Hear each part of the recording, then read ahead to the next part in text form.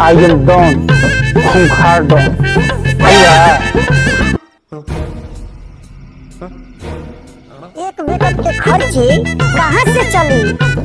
जहिया से तोहरा से बियाह भइल बा तहिया से हमर करम फूट गइल बा। Few moments later.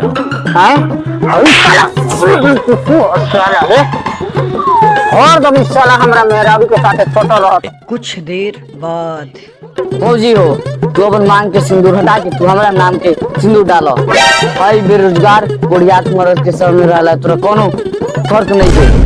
हम जाता नहीं सरपंच बुला के दियावे साले गांठ फरवा के।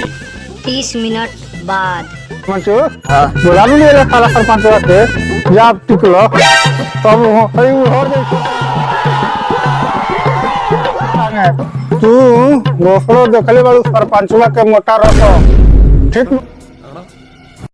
ई मेहरारू के हम अपना संगे 4 जिला लेके जाता नहीं। ठीक हो गल तो ठीक ना तो 10 दिन के बाद हम अपने इनका के टाइट करके भेजें।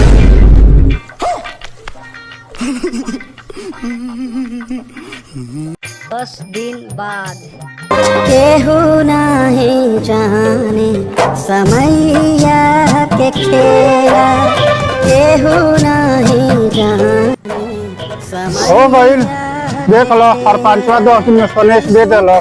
अब सीढ़ी लगा के जाके टिक दो जा दे देलो।